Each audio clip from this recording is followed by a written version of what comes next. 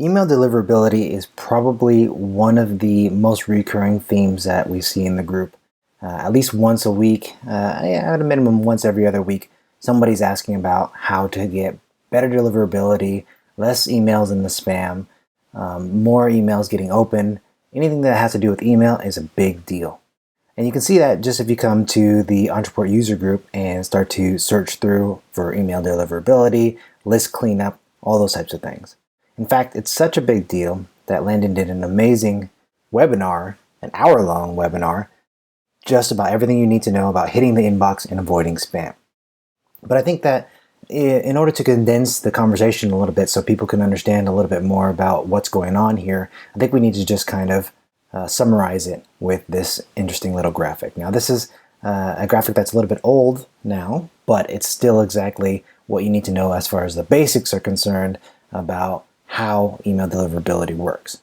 This too many recipients thing, obviously if you have a massive list and this is the first time you've ever emailed them and you blast it out there, that's going to raise a red flag. But Ontraport handles the monitoring of that and any kind of throttling necessary if you're trying to send out 1 million emails at once.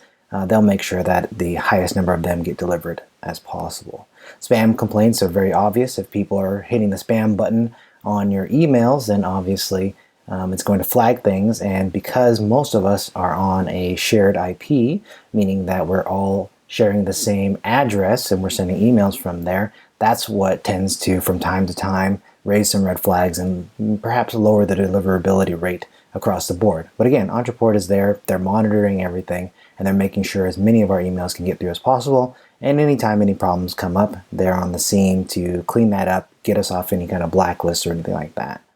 Spam traps are one that most people don't know about. This is just a set of emails that have been placed out there as kind of bait to detect people who are buying lists and just kind of cold emailing and spamming people. And what they are basically real emails that get onto many purchased lists or people who are just out there scraping emails or whatnot. And these are just emails that if you send to them, they indicate that you are perhaps potentially a spammer, and so it flags the email service providers like Gmail, Yahoo, and all of that to reduce your reputation. We're going to skip number 4 for a minute because this is the thing that we really have control over here. Number 5 is more. It's more technical stuff. It's DKIM, it's SPF, it's all the different things that are going on in the background that all the major email senders are having to deal with, and Ontraport has a whole dedicated department to making sure that we all have these things in place. You can, if you want, get a little bit deeper into that. You can go watch Landon's webinar, and you can also set up your own private IP or a dedicated IP in order to keep your reputation in line with only what you are sending and what you're trying to promote. And you can set up your DKIM and your SPF records, and you can do a whole lot of technical things. But I think that the easiest and the thing that most people are going to be affected by is this number 4 right here. Emails that bounce.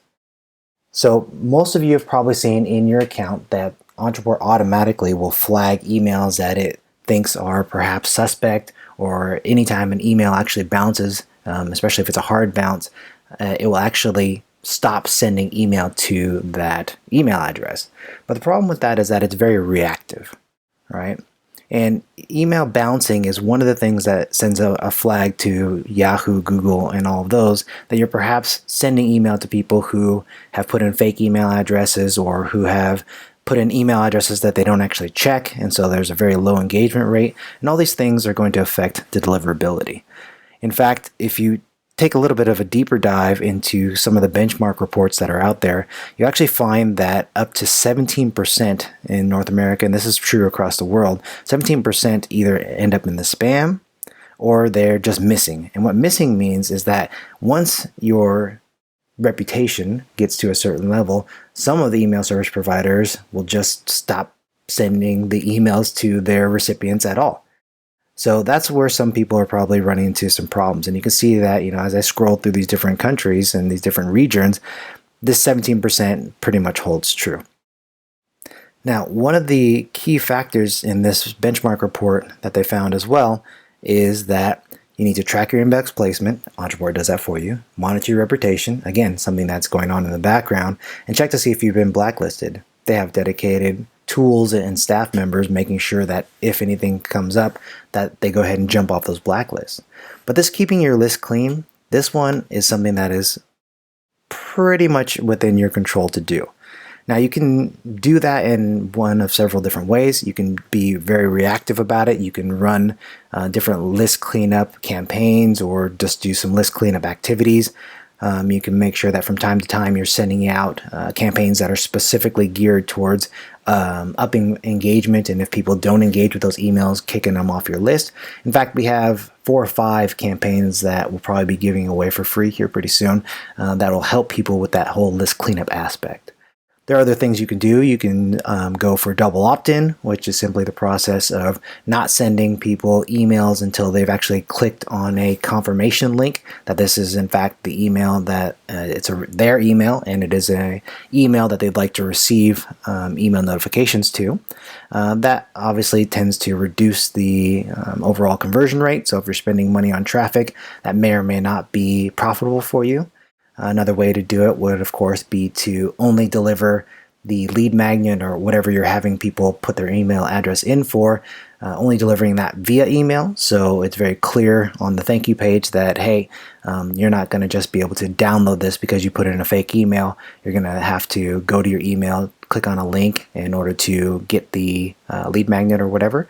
That's a very good way to do it because link clicks and replies and all those types of things send good signals over to Yahoo, Google, Hotmail, all those places, and tell them that these are in fact people who want to hear from you. So that's definitely good practice. But there's another way to do it. And that is why we went ahead and took the time to build out an email and phone validator. And what this does is it's just a real-time validation for emails and phone numbers that people will put in on your forms. And so if somebody types in an email that's bad, let's say that we're just going to go ahead and put in just a fake email. And we're going to maybe misspell something, right? This tells us that the email is not valid. We have some options here. We can set it up so that you would still be able to accept emails like this. It would flag it, but you'd be able to accept it. Or we have something here that is something that you've probably seen around, and that is basically a did you mean checker, right? Because we know that some people don't mean to give you the wrong email. They simply just mistyped it, right? So we have this here. If you click that check mark, it'll change it to here. This particular email is fake, so it's still coming up as invalid. And you can set it up so that the message here, please check your email, we can have that say whatever you want. The cool thing about this as well is that you have the option to kind of decide what risk level you're willing to tolerate for these emails. So we have 3 different risk levels. I'll go ahead and put a link to this in the description here, so that way you can visit this page and read all about it and play around with it. This basically, it means that the email addresses appear to exist but may have some quality issues, right? So this is for catching email addresses that are throwaway emails. I don't know about you, but I definitely have 2 different emails that I use. I have one for my company that is what I put in for things that I definitely want to get notifications for. And then I have another kind of catch-all email address that I use for getting on people's lists to be able to see what other marketers are doing and all of those types of things. So this is basically being able to distinguish between an email address that somebody is actually using and checking and interacting with versus one that's just kind of a catch-all where they maybe get your lead magnet and then never open another email from you again. Another risk level is unknown. This is when we have something called a soft bounce, or that it's an email server that maybe it's full mailbox, or the server's slow or temporarily unavailable. And then we have ones that are basically undeliverable, right? And so these are ones that exist or that don't exist at all, or that they've misspelled, which is where you saw the actual suggestion tool come into play. Here on the risky one, we also have a filter here that will catch anything that is kind of a catch-all email. So there are some domains out there that'll accept any email address you put in there and then just kind of send it into basically a spam box. And we also have it where the riskies are also catching anything that is role-based, so support, info, all those types of emails where people may put them in and they may exist, but they're not necessarily emails that are going to some specific person, and they're not emails that are probably being checked on a regular basis. Now again, you can decide whether or not you want to accept those emails. You can still flag them, but you can decide whether or not you want to allow the person to go ahead and submit the form based on what risk level they are.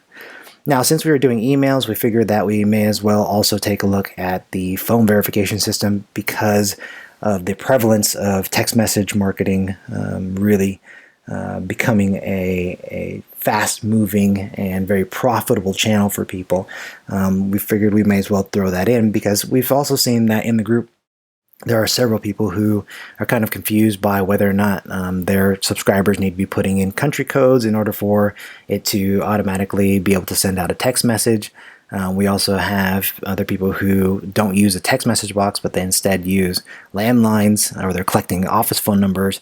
So this just kind of makes it very clear for the person who is going ahead and signing up which country code is going to be input. And this, again, is something that Ontraport does automatically. As far as appending the country code, but this just gives them an easy way to put in whatever they want, so that way it's going to get to the proper formatting, right? So then they go ahead and just put in their phone number, and watch, I'll put in a phone number that actually doesn't work, right? So again, all it does is validate, and again, this message you can go ahead and change however you want. All it does is just validate that it is a real phone number or not. I'm sure that this one probably does exist somewhere. Yep, so this one does exist. It's not my phone number, but it is someone's real phone number here. And based on the rules that I have set up, I wouldn't be able to submit this form because the email isn't correct, right? So you can kind of start to see the power here, where if you're able to make sure that the emails and the phone numbers that are getting onto your list in the first place are at least valid. I mean, obviously, somebody could still put in an email that isn't theirs, but at the very least, if you're putting in emails that are deliverable and you're putting in phone numbers that are correctly formatted, it's going to go a long way to reducing that bounce rate, and it should go a long way to making sure that your list is as clean as possible, which in the end helps all of us because most of us, like I said, are using the shared IPs. And this is going to be something that if you install it and you put it on all of your forms, you should start to see a lot higher open rate, a lot higher engagement rate, and over time, you're going to see that email deliverability go way up because you're only sending email out to valid email addresses. So as always, if you have any questions, don't hesitate to reach out directly or to put them in the comments below, and I will do my best to get back to you.